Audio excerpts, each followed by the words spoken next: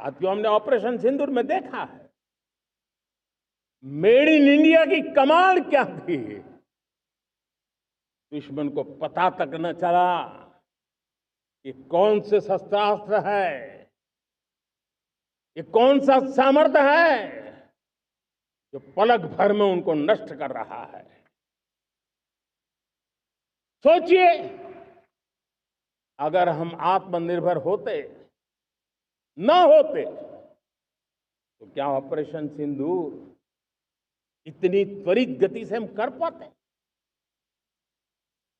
पता नहीं कौन सप्लाई देगा नहीं देगा, साजो सामान मिलेगा नहीं मिलेगा, इसी की चिंता बनी रहती। लेकिन हमें मेड इन इंडिया की शक्ति हमारे हाथ में थी, सेना के हाथ में थी। इसलिए बिना चिंता, बिना रुकावट, बिना हिचकिचाहट हमारी सेना अपना पराक्रम करती रही।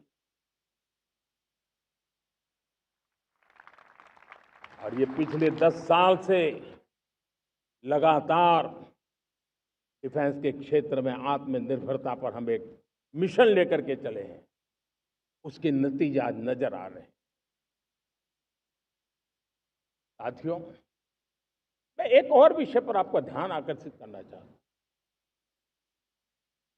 ये बात से कोई इनकार नहीं कर सकता कि 21वीं सदी टेक्नोलॉजी ड्रिवन सेंचुरी है।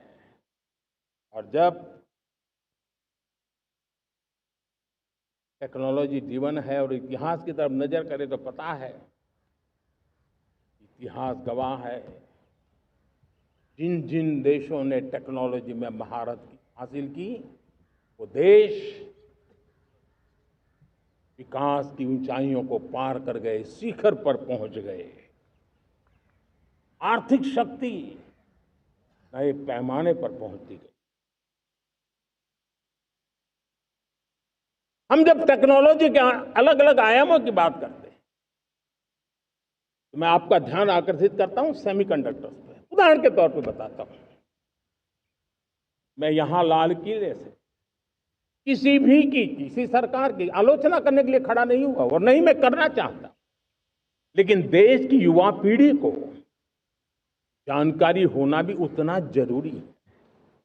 हमारे देश में 50-60 साल पहले सेमीकंडक्टर को लेकर के फाइलें शुरू हुई।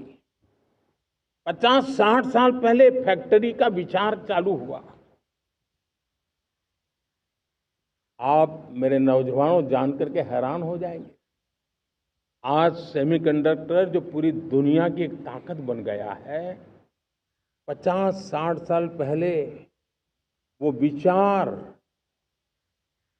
वो फाइलें अटक गई, लटक गई, अटक गई। सेमीकंडक्टर के विचार की ही भ्रूण हत्या हो गई। 50-60 साल गवा दी। हमारे बाद कई देश सेमीकंडक्टर में आज महारत हासिल करके दुनिया में अपनी ताकत को प्रस्थापित कर रहे हैं। साथियों, आज हमने उस बोझ से मुक्त होकर के मिशन मोड में सेमीकंडक्टर के काम को आगे बढ़ा है। 6 अलग अलग सेमीकंडक्टर के यूनिट्स जमीन पर उतर रहे हैं। 4 नए यूनिट्स को हमने ऑलरेडी हरी झंडी दिखा दी है, ग्रीन सिग्नल दे दिया है। और देशवासियों और मेरे खास करके नौजवानों और विश्व भर में भारत की टेक्नोलॉजी की ताकत को समझने वाले लोगों को भी कहना चाहूंगा, इसी वर्ष के अंत तक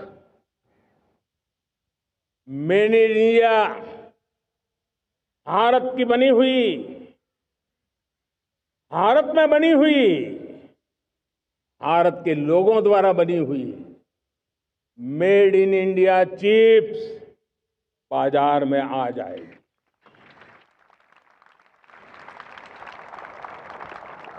मैं दूसरा उदाहरण देना चाहता हूं।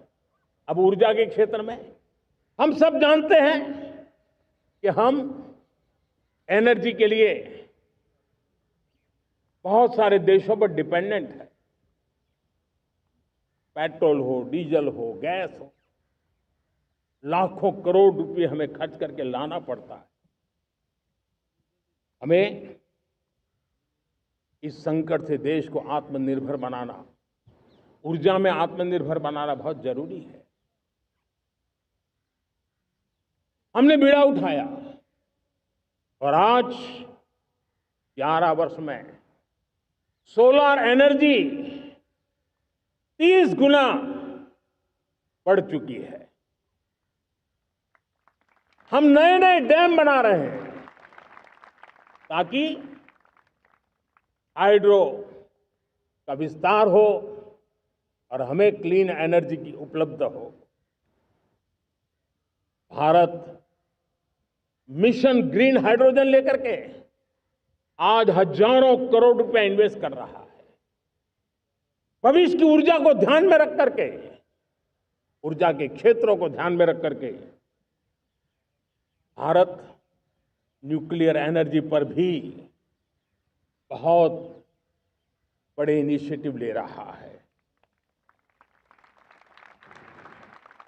न्यूक्लियर एनर्जी में 10 नए न्यूक्लियर रिएक्टर तेजी से काम कर रहे हैं। 2047 तक, जो कि हमने विकसित भारत का लक्ष्य तय किया है, जब देश की आजादी के 100 साल होंगे, हम परमाणु ऊर्जा क्षमता 10 गुना से भी अधिक बढ़ाने का संकल्प लेकर के आगे बढ़ रहे हैं।